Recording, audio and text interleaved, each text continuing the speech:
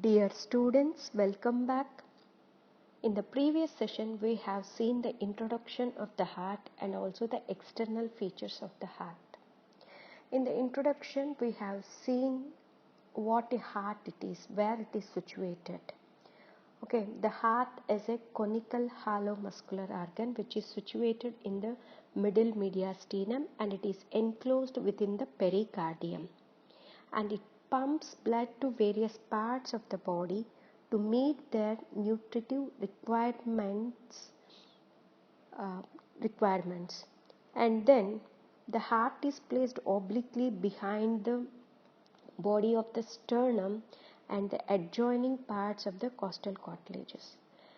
And normally the heart measures about 12 into 9 centimeter and weighs about 300 grams in males and 250 grams in females.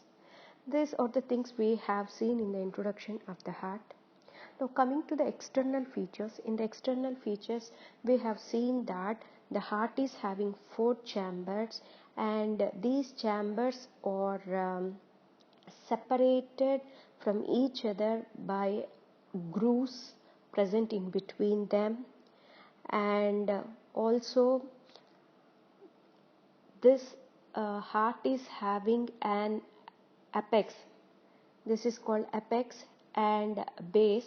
Normally the apex is formed by the left ventricle and base is formed or directed backwards, and it is also having anterior surface and inferior surface, left surfaces.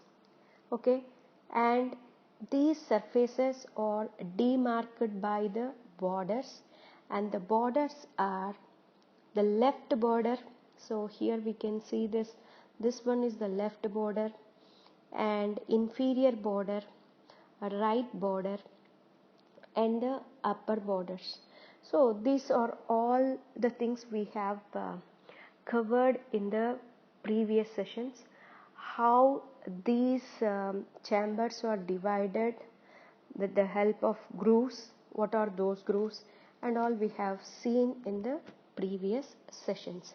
Again we are going to refresh all those things once again. So this diagram is the schematic representation of the heart, and the view is the anterior view, and the surface what we are seeing here is the sternocostal surface, and this surface is formed by, this one is the right atrium and next one is the right ventricle and partly by left ventricle and left auricle. So left atrium is present on the inferior surface. Okay, now here this atrium forms the two atria, right atria and the left atria forms the upper chambers, whereas the right ventricle and left ventricle forms the lower chambers. Okay, and this part, especially this part, is called as right atrium, and this conical part is called right ventricle, and this left ventricle and left auricle. So, and this atrium and the right atrium, or both the atrias and the ventricles, are separated by a coronary sulcus or atrioventricular groove. So what is that? This one is the coronary sulcus or atrioventricular groove. This is the sulcus we are seeing on the anterior aspect, and these are the dotted lines which are present on the posterior view. So this is a circular sulcus which divides atria from the ventricles, and it is also having interatrial septum which divides right atrium and left atrium. In this surface we can't see the interatrial groove. Okay, and coming to the ventricles, so this one is the right ventricle and left ventricle. On the anterior view, So these two are separated by anterior interventricular groove. This is the anterior interventricular groove. And posteriorly, this dotted line, this one is the posterior interventricular groove. This groove separates the right ventricle and the left ventricle. So these are the grooves and sulci, grooves or sulci, what we have seen here. And this anterior interventricular groove and the posterior interventricular groove will come into contact near by the side of this apex. Okay. Now coming to the borders. So here the left border is mainly formed by the left ventricle. This is the left ventricle. This is the left border is mainly formed by the left ventricle and the partly left auricle. And coming to the inferior border, this inferior border is formed by, majority of the inferior border is formed by this right ventricle and partly by the left ventricle. Okay. And coming to the right border, this right border is mainly formed by the right atrium. This is formed by right atrium. And the upper border is oblique. Upper border is oblique and it is formed by both the atrias, and it is formed by both the atrias, and majority of the upper border is formed by the left atria, and this is about the borders, and this is about the borders. Okay, so this is the schematic representation. We have seen all the parts and the chambers of the heart, and the same thing we are going to see in the obliquely placed heart. And we have seen here left auricle. Actually here right auricle is also present. This right auricle will covers the ascending root of the ascending aorta, some part of ascending aorta. So that part is called as a right auricle. So that we can see in the next pic. So that is the obliquely placed heart. Here we can see the obliquely placed heart. This is the way how the heart is situated in the middle mediastinum. Okay, so this is the sternocostal surface. This one is the sternocostal surface. Here we can see this part is the right atrium, and this is the right auricle, which is covering the ascending aorta, and this part is the conical part. This is the conical part, which is formed by the right ventricle. This is right atrium and this one is right ventricle, and this one partly the left ventricle. This is the apex of the heart, and you can see this one is the left atrium. So these are the things. So what we have seen in the schematic representation, the same thing we are seeing in the oblique thing. And this here the part you are seeing here is this grooves. So this one is the groove.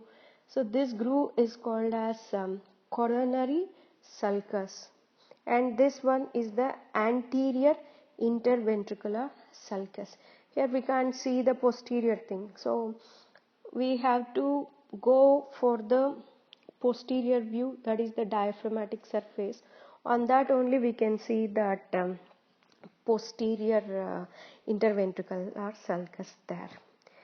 And here you can see the groove, that is the left anterior part of the coronary sulcus. So this is the So in the previous thing we have seen like this, isn't it? So this will come like this here. Okay, so that part we can see here, some of the coronary sulcus, left anterior part of the coronary sulcus. The coronary sulcus is also called as atrioventricular sulcus, which separates atria from the ventricles. So these are all the external features here, and this is the right auricle here. So the upper borders, this one is the upper border. So here this is pulmonary trunk is present. Here we can't see, this is not the upper border. So on the posterior aspect we can see this upper border. Okay, and this one is the right border, and this one left border, and this one is the inferior borders. So these are all about the borders. And what we have seen in the schematic representation, again we are seeing here in the obliquely placed heart. So now you can have an idea about how to study these grooves and all in obliquely placed heart. So these are all about the external features of the heart. Now we are going to see each and every chamber in detail, out of which the first chamber, that is called a right atrium.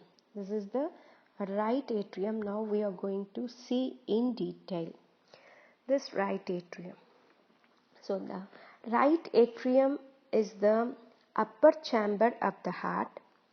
It receives venous blood from the whole body and pumps to the right ventricle. So it receives blood from the whole body and it is pumped to the right ventricle through an opening called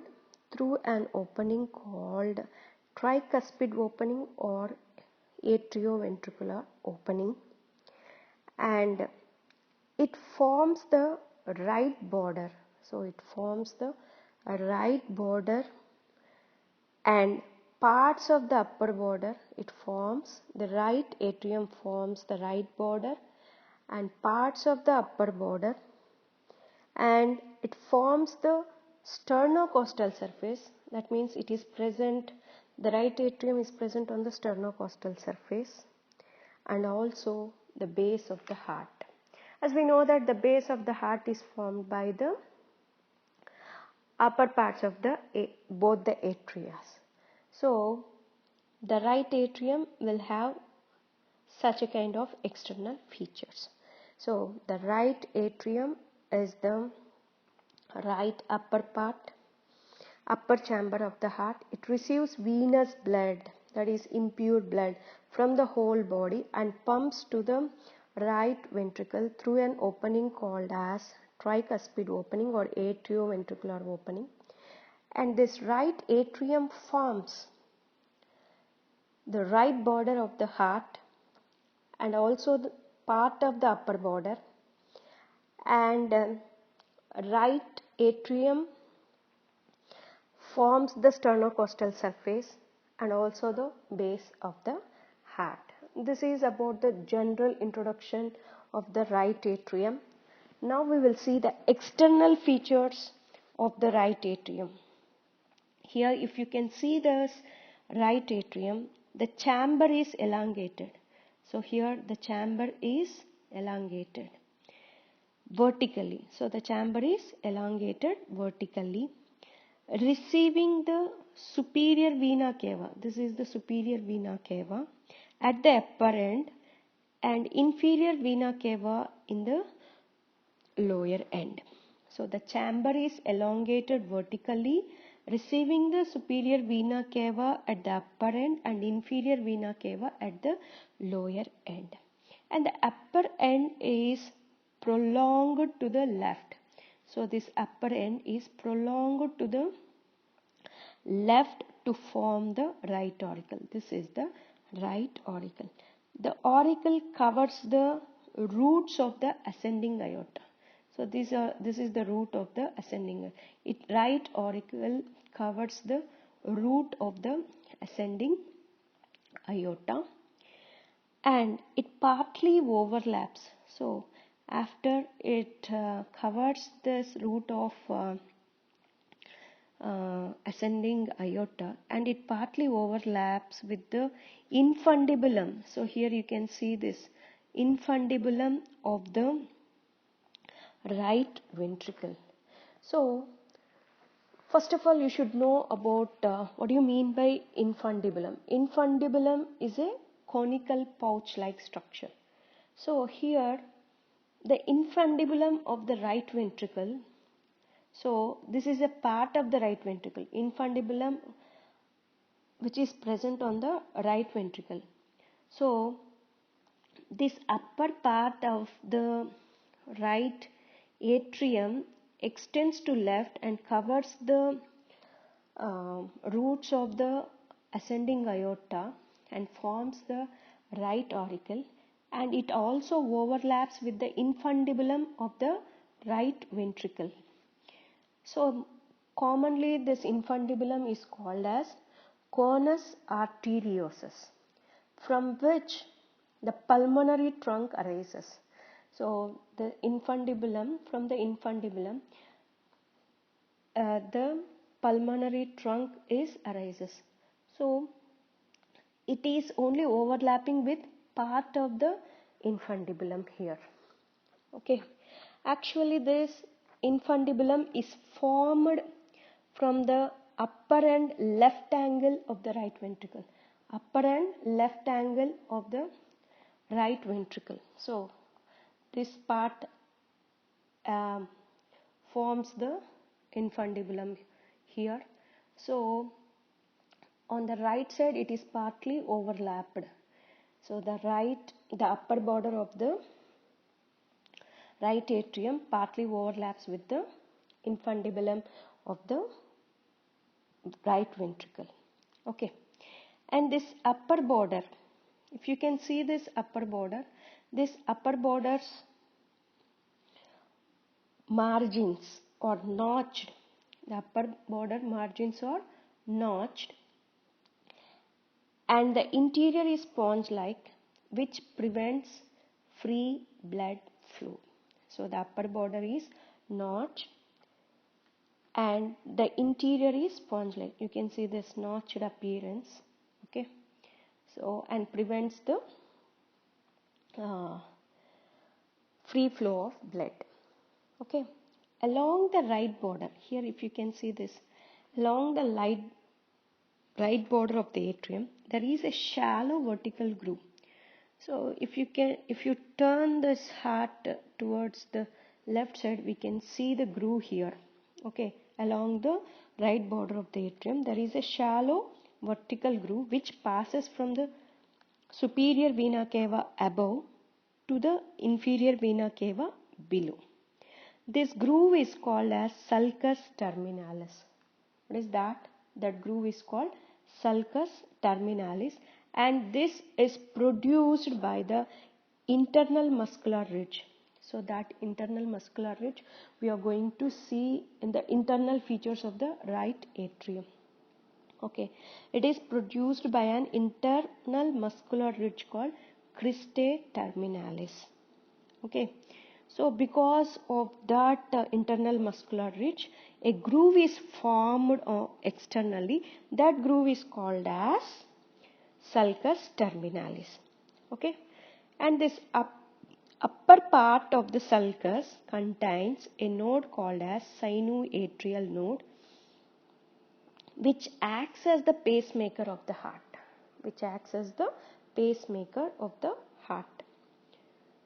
And this right atrioventricular groove, this is the right atrioventricular groove, separates the right atrium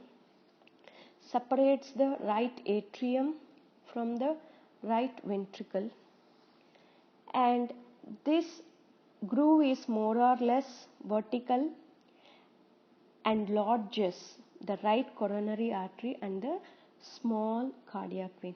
That means a groove means some depression is present and a space is present in the groove. In that groove, it lodges right coronary artery and small cardiac veins. So these are the external features, and the important inlets or tributaries of the right atrium. What are the tributaries or inlets of the atrium? That means some tributaries are joined to the right atrium. So those tributaries are also called as inlets. So inlets of the right atrium. That means this right atrium receives the deoxygenated blood through various ways. Okay. So the inlets of right atrium are of 6 types. So those inlets are the major inlets. We know that is the superior vena cava and the inferior vena cava. Superior vena cava and the inferior vena cava. And also other 4. One is the coronary sinus, anterior cardiac veins, venae cordis minimi. These venae cordis minimi are also called as Thebasian vessels, and sometimes the right marginal vein. These are the 6 inlets of the right atrium. Out of these 6 inlets, the superior vena cava and the inferior vena cava receives blood from whole body, whereas this coronary sinus, anterior cardiac veins, vena cordis minimi, and sometimes the right marginal vein, all these